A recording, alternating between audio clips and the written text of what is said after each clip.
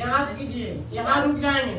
उसके बाद कर रहा शून्य को तथा गुणांक को के बीच संबंध की सत्यता की जांच कीजिए। प्रश्न करा, ध्यान समझना। अब हमको सबसे पहले शून्य ज्ञात करेगा, यहाँ रुक जाना। क्या ज्ञात करेगा? तो शून्य के तरीका हम बताए थे यही कि फर्स्ट में जो शुरू में रहेगा लास्ट में पहले एक से गुना कर देना। एक्स स्क्वायर गुने -8 तो कितना आएगा? -8 एक्स स्क्वायर। अब शुरू अंतिम में पहले गुणनखंड होता है, गुना कर दिए। गुना करने का मतलब गुना पूरा किए शुरू अंतिम में तो -8 एक्स स्क्वायर हो गया। बीच वाले भाग को अगर माइनस रहेगा तो घटाएला पर, अगर प्लस रहेगा तो जोड़ला पर। ऐसा लाना है कि बीच वाले को घटा के ऐसा लाना है कि अगर घटाएला पर या जोड़ला पर बीच वाले बराबर के भाग में आना चाहिए, गुना करला पर लास्ट वाला बराबर के आना चाहिए। तो बीच वाला कितना हमको लाना है? अगर मान के चलो कि हम 3x में से -2x घटावेंगे तो -2x आ जाएगा। लेकिन हमको इसको भी तो देखना है। और दोनों पद होना चाहिए। अगर मान के चलो कि 6x है प्लस 4x तो 6 में से 4 में ले 2x बचते, लेकिन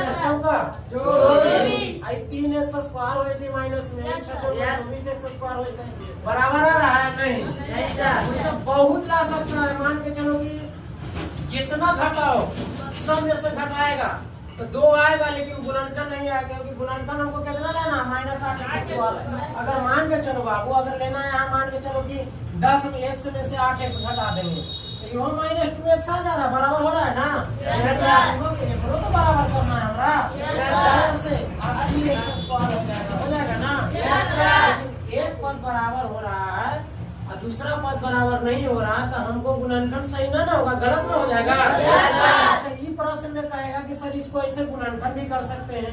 8 है तो 2 दूनी 4, 4 दूनी 8, 4 दूनी 8, 2 दूनी 4, 2 एक 2 गुणनखंड भी कर सकते हैं। लेकिन हमको बराबर करना है बीच वाले को और अंतिम वाले को। कोई नहीं आया। अच्छा, प्रश्न एक उठता है कि मान के चलो कि हमको 8 लाना है तो 4x में से प्लस 2x करेंगे। तो 4 में से 2 घटाओ -2x आएगा ना? 4 दूनी 8 एक्स स्क्वायर माइनस का है कि एकर आगे कोची लगल है? प्लस। एकर आगे कोची है? माइनस। जब माइनस गुने प्लस होता है बाबू तो हो जाता है माइनस। तो माइनस आगे लगले तो हमको क्या पड़ेगा? X square minus 4x plus 2x -8। 4 में से 2 गया था 2 और 4 दूनी 8। अब यहाँ कॉमन लेंगे, x कॉमन लिए तो x में 1 से करेंगे, पावर छिपर रहता है कितना? 1। गुणनखंड में सूत्र में और बताए थे कि 1 के पावर m गुने 1 के पावर n बराबर दोनों के आधार देखो एक है, पावर अलग अलग है ना? पावरवा इस आधारवा सेम लिखा जाता है, आई दोनों पावरवा जुड़ जाता है m प्लस n। एकर पावर कुछ ना था 1 तो x में 1 तो x स्क्वायर -4। अब देखो ये पद बराबर होले कि ना? प्लस प्लस बीच में तो प्लस माइनस रहेगा तो माइनस। अब हमको यहाँ कितना लेना है? 2 का है लिए हमको पद बराबर करना है। हम लोग पूछो कि 1 2 1 3 4 5 क्यों नहीं लिए? जो हमको जरूरी जो प्रूफ जो सारी गुना करके आवेगा वही ना लिखेंगे। 2x में 1 से करेंगे तो 2x यहाँ 8 लाना है, यहाँ 4। अब देखो ये पद भी बराबर ये पद भी बराबर। अब दोनों में से कोई एगो लिख दो, कॉमन वाला x प्लस 2 और एगो x माइनस 4। अब शून्य करना है तो लिखना है जब कुछ लिखना है जब x प्लस 2 बराबर 0 तो x बराबर -2। ये पूरा लिखना है जब x माइनस 4 बराबर 0 तो x बराबर 4, इसलिए x बराबर 4 इसलिए x बराबर 2 -2। तो बाबू शून्य का ज्ञात करे हो कि शून्य ज्ञात करें तो शून्य क्या हुआ? तो शून्य 2 को होता है अल्फा और बीटा। अल्फा और बीटा, तो अल्फा बराबर -2 और बीटा बराबर 4। तो इसको कहेगा कि नहीं सजा के लिखो। जैसे कहूँ हित नाता ही गया दोस्त यार के शादी में ब्याह में गया, कोई बर्थडे में गया, इसी नेटा को फल लगे ले चल गया तो कौन हो गया कि दोस्त के नाम सीसी न लो सज धज के न लो तो सजा धजाज के जाएगा तो सब कोई देखेगा। वैसे इसको कह रहा है कि शून्य ज्ञान करे तो सजा ध्याज के लिखेंगे। क्या लिखेंगे बाबू? x square minus 2x minus 8 के 2 शून्य। क्या वो शून्य? 2 शून्य कौन कौन है? -2 और 4 है। -2 और 4। तो अल्फा बराबर ही एगो हो गया, एगो बीटा बराबर हो गया।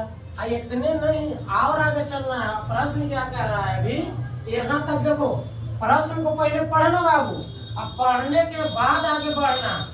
यहाँ क्या कर रहा है कि निम्न द्विघात बहुपदों का शून्य ज्ञात करें। शून्य ज्ञात कर दिए, ज्ञात कीजिए। यहाँ रुकल थे ना, अब देखिए इतने ना आओ।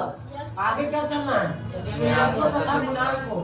और मान के चलो कि दो दोस्त हैं और दोनों दोस्त के शादी है और दोनों इन्वाइट कर लिया, दोनों एक गाँव के हैं और तोरा जरूरत कि अब मैं घर पे ठुला खा ले यार, तो ही ना जरूरत तो दोस्त यार दोनों ही ना चलना है। एगो तो पूरा हो गया, लेकिन दूसरा कहते कि ना शून्यकों तथा गुणांकों का संबंध ज्ञात करना है। तो शून्यकों गुणांकों के बीच सत्यापित जांच कीजिए। शून्यकों का जांच कीजिए, कह रहा है ना कि शून्यकों तथा गुणांकों के बीच सत्यापित। दो को होता है ना शून्यकों, अल्फा और बीटा। एक होता है शून्य, चूंकि शून्यकों का योग क्या होता है, शून्यकों का योग होता है अल्फा प्लस बीटा बराबर माइनस बी बटे ए। अल्फा बीटा यहाँ देखो कितना है, अल्फा -2, बीटा कितना है 4। अब देखो बाबू, अब इसका जो व्यापक रूप होता है x² plus bx plus c। अब इसको बराबर a बराबर कितना लेंगे, कुछ नहीं 1, अब b बराबर -2 और c बराबर -8। अब देखो माइनस है, इस सूत्र से लिख दिए। b के मान कितना है -2, a के मान कितना है 1। अब देखो -2 है, आई +4 है, तो माइनसवा 2 4 में से घटेगा, 12 के चीज कोची है प्लस लिखा जाएगा, लिखा जाएगा कि नहीं, माइनस प्लस। एक से भाग भी कोई फर्क पड़ता है, दोनों बराबर हो गए ना। देखो शून्यकों का योग बराबर हुआ कि अपने में बराबर हुआ कि नहीं, अगला कहता है, इसलिए शून्यकों का गुणनफल। कुछ कहता है बाबू, शून्यकों का गुणनफल, शून्यकों का गुणनफल।